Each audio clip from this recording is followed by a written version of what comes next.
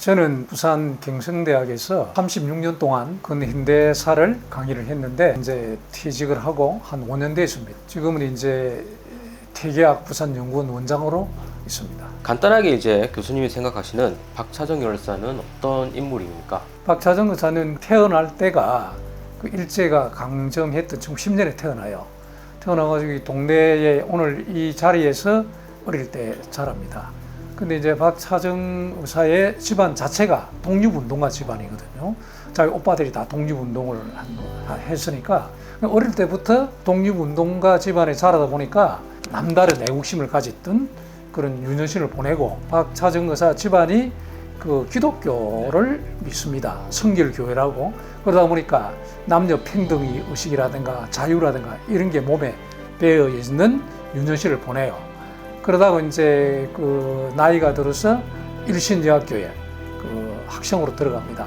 근데 그때부터 그 유년 시절에 가졌던 그 의식을 바탕으로 해서 바로 그 일제의 저항운동을 벌이는 겁니다. 근데 고등학생 신분으로 할 수 있는 거는 주로 동맹휴교를 할 때 노파로 변장을 해가지고 각 직전마다 찾아다니면서 동맹휴교를 하는데 결정 역할을 할 수 있도록 고등학교 때 그런 역할을 해요. 그러다 보니까 이제 고등학교를 마치고 박차정 의사의 운동이 눈여겨본 사람들이 많아요. 건우회라는 그 큰 여성단체가 서울에 그 박차정을 불러서 중앙위원으로, 그때부터 이제 본격적으로 독립운동의 길을 들어서게 되는 거죠. 그래서 마침 그때 건우회 이제 활동한 중에서 마침 1920년대 말 강조 학생운동이라는 게 있거든요. 그게 이제 순간적으로 끝나면 안 되니까 그 운동을 연장하기 위해서 서울에다가 계속 강조 학생운동을 연장선으로 연결하기 위해서 11개의 학교가 중심이 돼서 만세 시위를 벌립니다. 이걸 실질을 주도한 사람이 박차정 의사입니다. 그래서 그 이제 운동을 주도하다가 이제 서대문 행무소에다가 구금되기도 하고 그런 고초를 겪게 되는 거죠. 근데 이제 박차정 의사의 부친이 박용환이라는 분인데 기록에는 정확하게 나와 있지 않지만 제가 생각하기에는 그분이 그 일제가 지배하기 직전에 탁지부 조사를 했거든요. 일제가 우리나라를 지배할 때 제일 먼저 한 사업이 토지 조사 사업이거든요. 거기에서 이제 일을 하게 되는 것 같아요. 근데 그때는 일제가 우리나라의 근대화를 위해서는 토지 조사 사업이 꼭 필요하다. 이분이 막 그런 걸 좋게 생각이 들어가신 것 같은데, 사실 토지 조사 사업하는 거는 양면성이 있거든요. 한국의 토지 제도를 근대화하는 부분도 있지만 일제가 한국을 완전한 지배를 해서는 토지 지배가 돼야 되거든요. 그래서 많은 토지의 조사 사업이지 그걸 통해서 친일파 양성하기 위해서는 토지를 갖다 그걸 희유해야 되니까, 또 일본인들 일부러 우리나라 건너오게 되면 그런 애들이 무상 줘야 되니까 그런 일들을 벌이게 되니까 그 이분이 자기가 잘못 생각한 것 같다.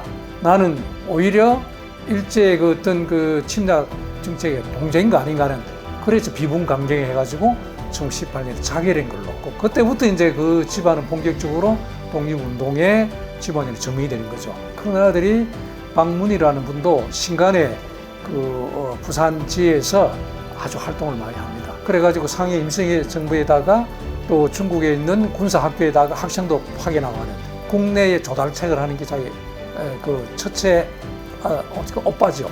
둘째 아빠 박문호는 일찍부터 중국에 건너가요. 그리고 그 당시 의열 가장 강력한 독립단의 의열단의 단원으로 활동을 합니다. 행무소에서 결국 그 결혼도 못 해보고 중국에 이제 그 감옥에 돌아가시는 그런 비연을 맡게 되죠.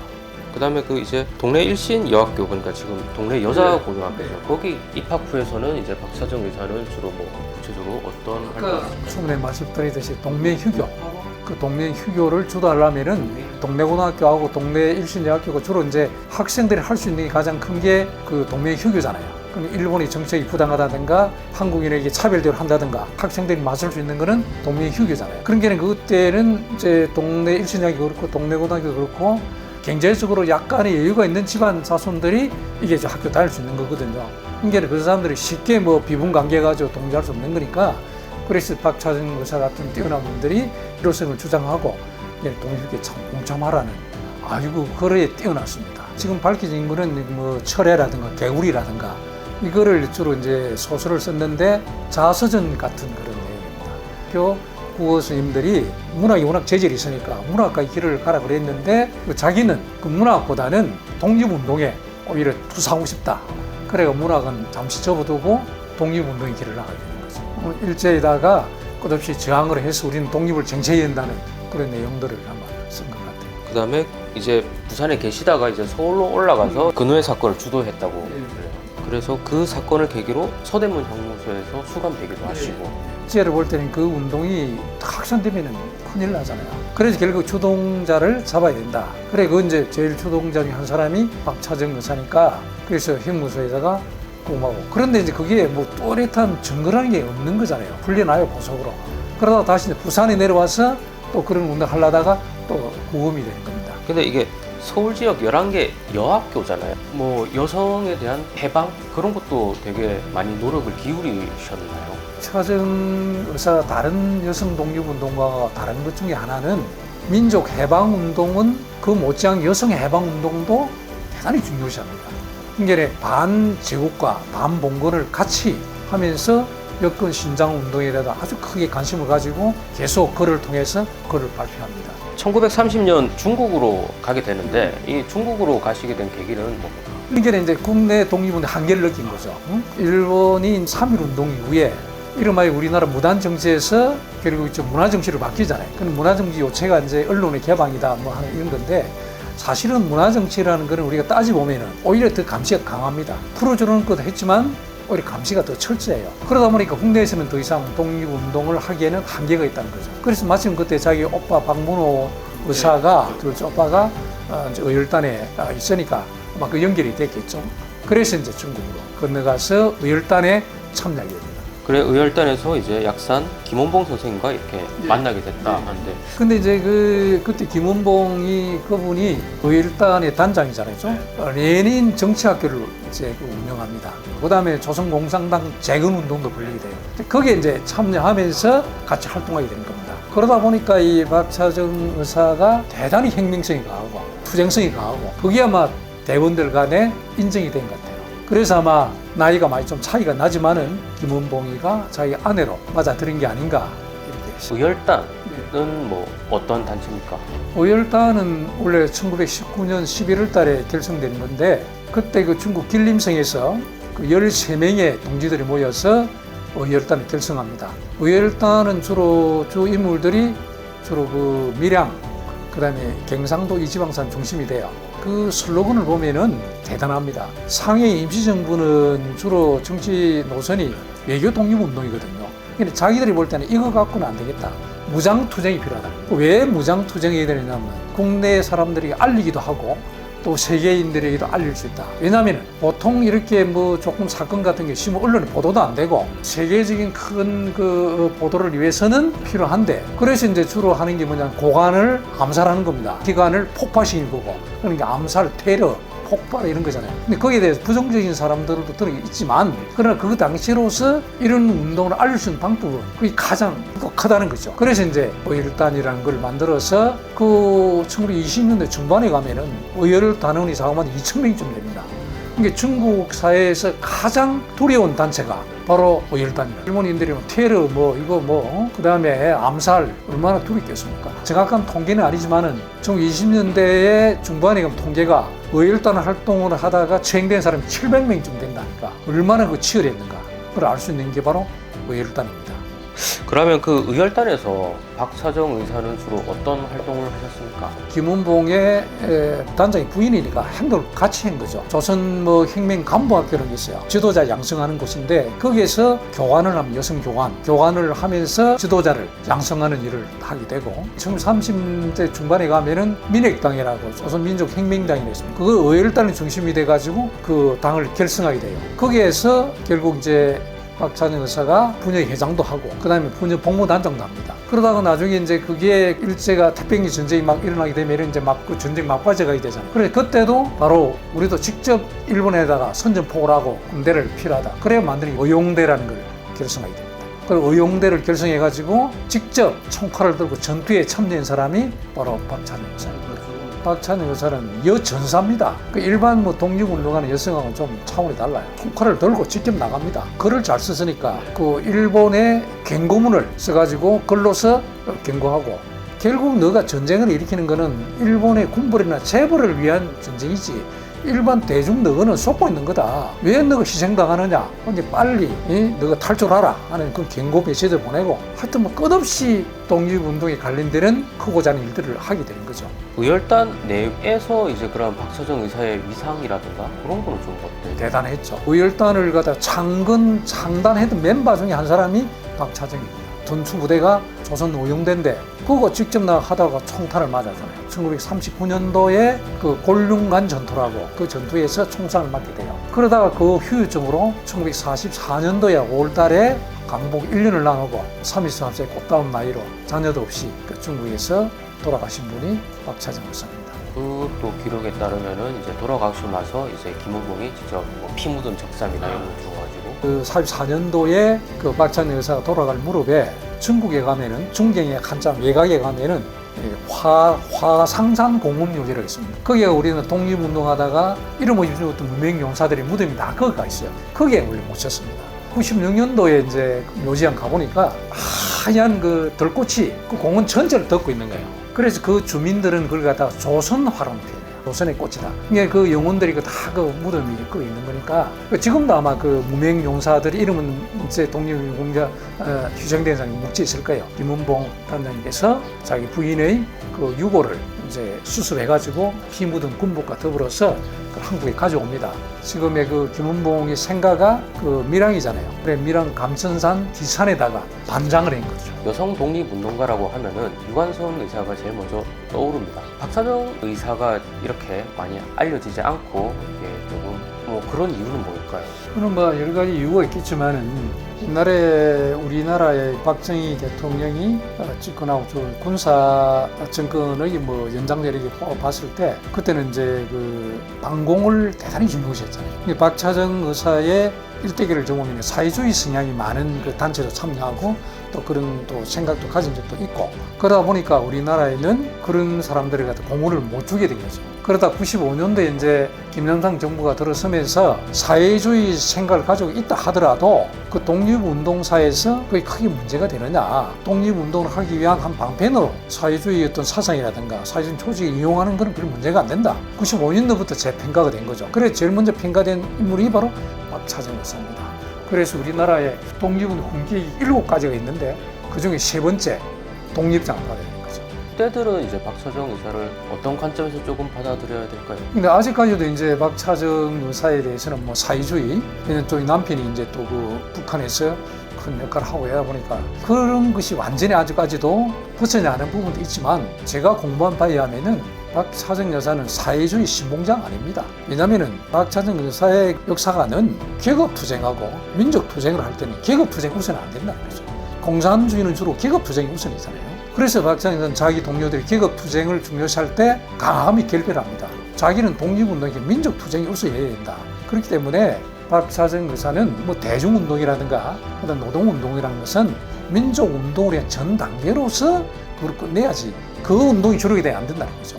그러다 보면은 진보적인 민족주의자로 그렇게 평가를 하는 게 옳을 것 같아요. 부산에 이제 박차정 의사의 유적들이라든가 이런 거는 지금 어떻게 관리가 되고 있습니까? 박차정 의사뿐만 아니고 독립운동을 했던 자기 오빠들도 다 이 여사는 아주, 그래서 이걸 박차정이 생각을 안 하고 독립운동가의 생각이라고 아마 그렇게 칭해요, 이게. 그러고 이제 이거를 하기 전에 이미 동상이 먼저 건립이 됩니다. 그래서 원래는 이 자리에 건립을 하려고 처음에 그리 했는데 동상은 건립은 관리가 돼야 되거든요. 참 관리가 힘들어요. 그래서 일신여학교 출신이니까 동래여고에서 앞으로 관리를 책임지겠다. 그래가 이제 일신여학교 지금 동래여고 있는 그 금정문화회관 광장 자리에다가 동상을 건립해놨습니다. 처음에는 일부 넓은 광장인데 이게 어찌된 바인지 뭐 금정구청에 꽤 주차장을 확보해가지고 지금 뭐 코너에 밀려가지고 빨리 저걸 어디가 장소로 이동해야 되지 않겠나는 좀 생각이 들고, 그 다음에는 지금도 우리가 그 생각 중인데 요새 세계 유명 인사 들어가면 이름을 붙이는 광장이 많잖아요. 그래서 금정문화회관에다가 금정박차정 광장이라 하면 어떻겠느냐. 그래서 금정구청하고 지금 이야기를 중인데 아직까지는 거기에 대해서 아주 뭐 확답이 없는데 앞으로 계속 하면 그렇게 해야만이 박차정 의사를 알리는데 좀 더 기여하지 않겠나 하는 생각이 들고, 밀양에 가면은 참 그 묘지에 가보면은 눈물이 납니다. 참 볼품없이 돼 있거든요. 그래서 지금 당연히 국가유공자 묘지에 가야 되는 게 당연한데 그때 왜 안 갔느냐 하면은 오늘 밀양시에서 자기들이 정말로 밀양의 인물로 대대적으로 큰 그 업적을 기리는 뭘 작업을 하겠다. 동상도 새로 들고 그래 했는 것이 벌써 세월이 한 20년이 지났는데도 지금 그대로 지금 있는 거예요. 그래서 빨리 가려면 지금이라도 밀양시에서 자기는 그걸 하려고 싸움이 되면은 빨리 제대로 모셔야죠 이게. 그래서 지금도 그 산기슭에 아주 쓸쓸한 묘로 남아있다는 게 좀 안타깝고, 김원봉 그 후손들 입장에서 볼 때는 조금 부당한 것도 있죠. 일단을 그런 사람은 김원봉인데, 김원봉은 완전히 뭐 남한사에서 이게 배척돼야 될 인물로 되는데 그 부인이었던 그 박차정 의사는 뭐 지금 동상도 건립하고 뭐 생가도 복원하고 근데 묘소도 뭐 따로 만들고 이렇게 되면은 그게 불만이 좀 있는 것 같아요. 근데 제가 보기에는 김원봉이라는 분은 우리가 독립운동가지 제가 볼 때는 뭐 엄청난 인물은 맞아요. 우리가 독립운동가에서 월북이냐 납북이냐 중요하거든요. 월북은 자진해 간 거고 납북이라는 거는 어쩔 수 없이 끌려간 건데, 그럼 이제 월북을 하면 자진해서 사회주의 국가로 갔다는 얘기잖아요.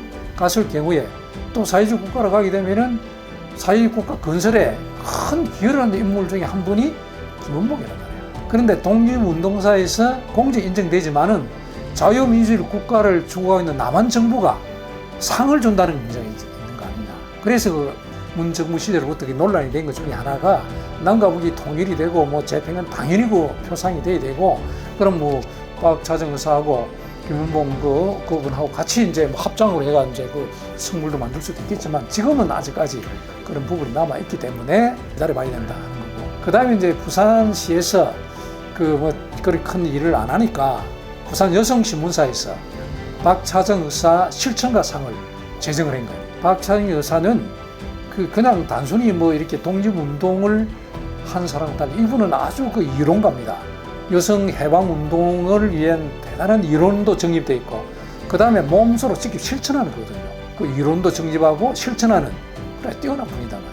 그래서 그분은 말로만 하는 사람보다는 실천하는 사람을 우리 기리산 여성신문사에서 그 상도 제정에 매년 부산을 대표하는 여성 인물을 하고 있습니다. 요 옆에 땅 중에 일부가 이월 생가 땅이거든요. 부산시나 동대구청에서 조금 이렇게 확보를 해가 기념관이라도 하나 건립하게 되면은, 그래 지금 이제 이 기념을 해본 이분이 뭐 전시등 이게 아주 간소히 돼 있잖아요. 그다음 동네예고 역사관에 가면 조금 있어요. 네, 그런 것들을 뭐 다시 뭐 뭐든지 아니면 좀 더 자료를 많이 확보해가 기념관이라도 하나 건립하게 되면은 뭔가 박차정 일대기가 좀 더 정확하게 알려지지 않겠나 하는 그런 생각이 듭니다. 박차정 의사를 우리가 이제 후손들이 기억하고 이 사람의 행적이나 업적을 우리가 조금 다시 생각해 봐야 되는 이유는 뭐가 있을까요? 우리 남북이 분단되어 있잖아요. 이분이 진정히 원하는 것은 이 남과 분단이 아닐 거란 말이에요. 민족 해방 운동이잖아요. 그러니까 남과 북이 분단된 상태에서 풍부하게 희생된 그분들이 바라는 게 진정이 뭔가를 오늘 다시 한번 생각해 보자. 그러고 사회주의, 뭐 민족주의 이렇게 대립하다가도 정말 국가 민족으로 위해서라면은 모두 힘을 합치는 결단을 내리는 이 바로 박차정 의사거든요. 지금 우리나라도 보수, 뭐 진보 이래가 막 끝없이 이렇게 싸움을 하잖아요. 그런데 정말 이렇게 하다가도 정말로 우리나라가 진정하게 우리가 살 길이 뭔가를 딱 답이 나온다면 모두가 합치는 이 모습, 이게 좀 필요하지 않느냐. 그게 박차정 의사 바라는 바거든요. 독립운동 내내 사회주의 운동하고 민족주의 운동을 하다가도 결정적으로 합치는 그런 어떤 화해하고 하는 그런 모습들을 박차정 여사 보여준 거예요. 그래서 우리도 그걸 배워야 되고, 지금 우리 이야기하면은 보수라는 거는 역사를 지키는 거거든요. 진보라는 건 역사를 발전시키는 거잖아요. 역사를 지키는 거 필요하고 또 발전이 필요하잖아요. 그러면은 그거를 좀 더 합칠 수 있는 그런 모티브를 박차정 여사 행적을 통해서 우리가 좀 본받아야 된다.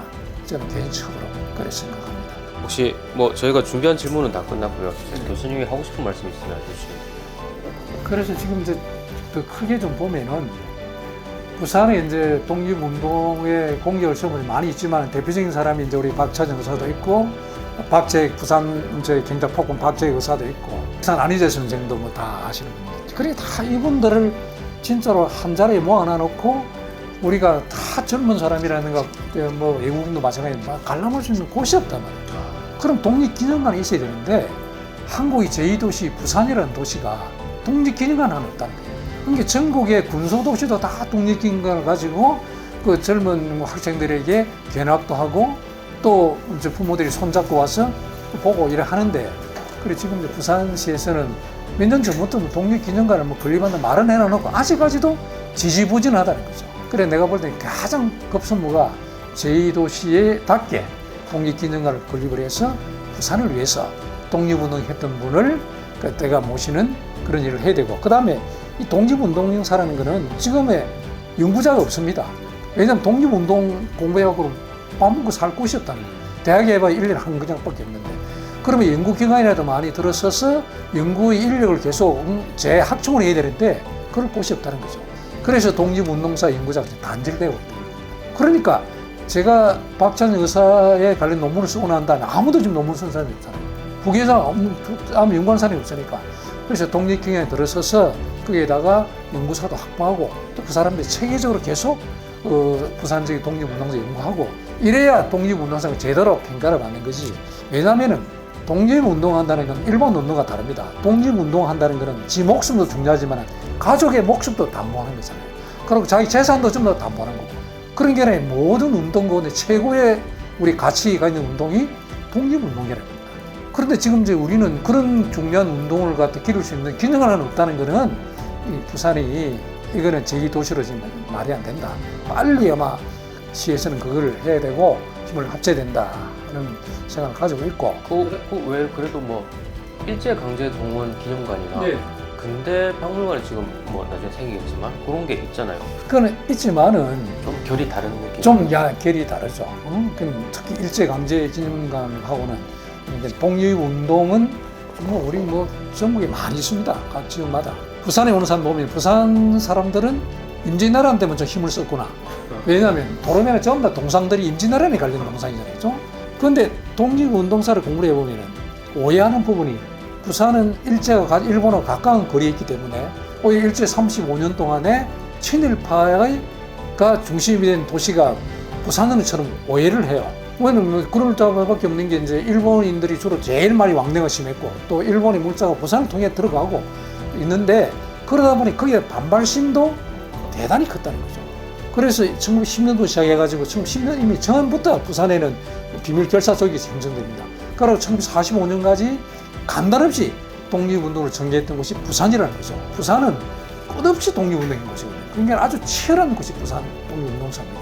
근데 그런 곳을 방기하고 그냥 뭐 이렇게 방금 이야기했듯이 뭐 그 근대 역사관 일부에 조금 뭐 그래갖고 대접하는 게 아니고 그다음에 마지막으로 이야기하고 싶은 것은 우리나라 보온 훈계에 가게 되면은 후손들에게 혜택을 주거든요. 3대까지인가 아마 그런 좀 알고 있는데 후손이 없는 사람한테는 그런 혜택이 없다는 거죠. 그래 내가 몇 차례 그런 이야기를 건의라고 했는데 그게 안 받아지는 거죠. 그러면 박차정 의사 같은 사람은 독립장도 받고 그렇게 했는데 후손이 없다는 이유로 아무 혜택을 안 준다는 거죠. 그래서 그 혜택을 다른 차원으로 줄 수 있는 방법이 없느냐 생각도 보면 되는데 그 비용들이 전부 다 개인이 지금 뭐 내고 또 그 후손들이 내고 이런 그 한계가 있다는 거죠. 그래서 그런 돈을 바로 그 업적을 기리는 사업에다가 할 수 있도록 국가가 좀 배려를 하면 어떻겠느냐. 그래야만이 이 유명한 이런 분들이 업적이 계속 빛나고 또 연구도 되고 그리고 이제 후손들이 알려지는 건데 그게 좀 아쉽다. 다음 기회가 되면 한번 그렇게 이야기해 주시면 좋을 것 같아요. 네.